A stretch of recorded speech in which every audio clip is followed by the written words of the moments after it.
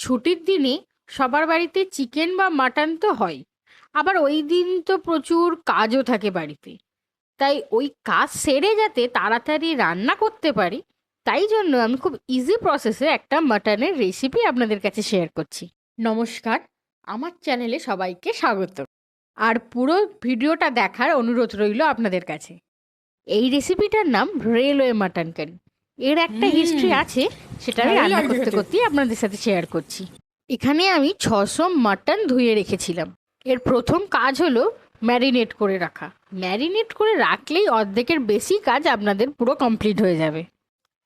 এতে স্বাদ মতো নুন দিয়েছি, 1 চামচ হলুদ গুঁড়ো, 2 চামচ লঙ্কার গুঁড়ো, আর 2 চা চামচ দিয়েছি জিরের গুঁড়ো, আর দিয়েছি এতে একটা লেবুর হাফ লেবু আমি এতে দিয়ে দিয়েছি।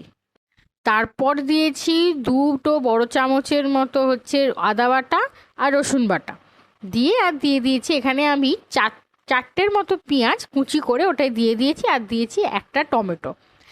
আর ওটাকে ভালো করে ম্যারিনেট করে রাখতে হবে। আর দিয়েছি লাস্টে কিছু সর্ষের তেল।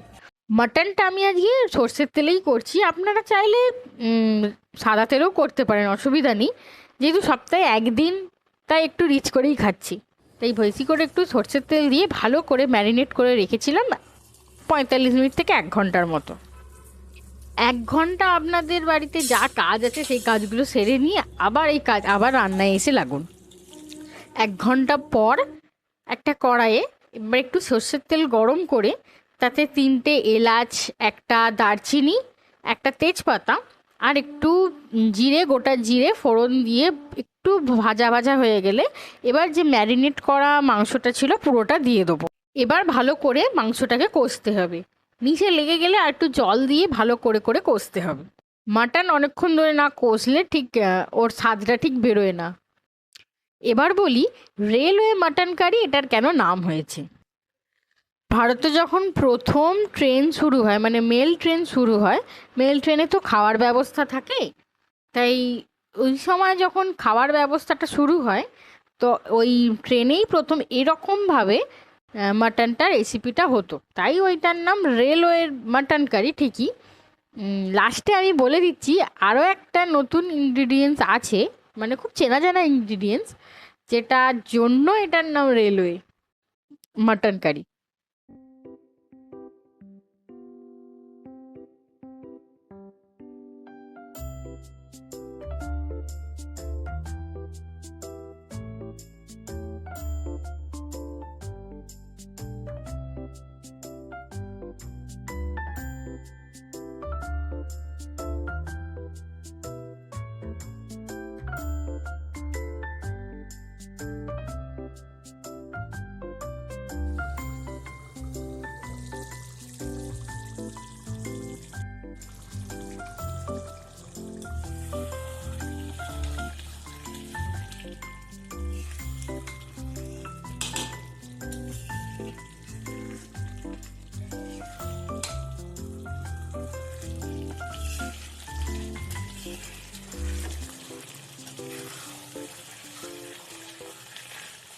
মাংসটা ভালো করে কষা হয়ে গেলে এবার আমি দিয়ে দিয়েছি, যেহেতু হাতে টাইম কম তাই আমি প্রেসারেই সিটি মেরে নিচ্ছি 4টে।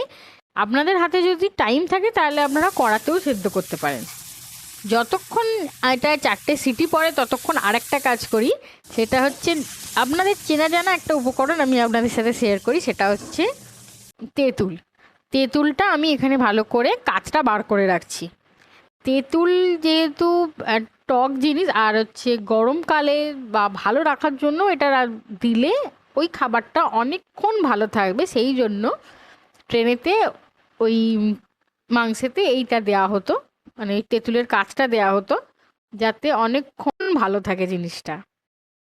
আমি এখানে কটা আলু ভেজে নিয়েছি। প্রেসার কুকারটা খুলে গেলে আমি আবার ওতে হচ্ছে কড়াতেই আবার ফুটোতে দিয়ে দিচ্ছি। এতে হচ্ছে এই সময় হচ্ছে দিয়ে দেবো হচ্ছে যে কাজটা করে রাখলাম সেটা দিয়ে দেবো। আর হচ্ছে এখানে স্বাদটা একটু দেখে নেবেন, নুনের টেস্টটা করে নেবেন। আর যদি একটু হলুদ দেওয়ার থাকে ঝাল দেওয়ার হলে দিয়ে দেবেন। আর যদি একটু মনে হয় যে রং কেটে যাচ্ছে বা কিছু, তখন একটু হলুদ দিয়ে জিনিসটাকে ফুটিয়ে নেবেন। আর আমি এখানে একটু ঝাল খাই বলে দিয়ে দিয়েছি 2-4টে হচ্ছে লঙ্কা চিড়ে দিয়েছি। আপনারা আপনাদের অনুযায়ী দিতেই পারেন। রান্নাটা যেমন চটজলদি হয় তেমন খেতেও হেভি হয়। আর আমার এই রান্নাগুলো যদি ভালো লেগে থাকে অবশ্যই আমাকে একটু লাইক, শেয়ার অ্যান্ড সাবস্ক্রাইব করে দেবেন। আপনারা পাশে থাকলে তবেই আমি আরও ইন্সপায়ার হব এই নতুন নতুন ভিডিও দিতে। আমার ভিডিওগুলো ভালো লাগলে ইউটিউব থেকে দেখলে লাইক, শেয়ার অ্যান্ড সাবস্ক্রাইব করে দেবেন। আর যদি ফেসবুক থেকে দেখো তাহলে আমাকে একটু ফলো করে দেবেন। ভালোই লাগছে খেতে। ভালো থাকবেন, সুস্থ থাকবেন।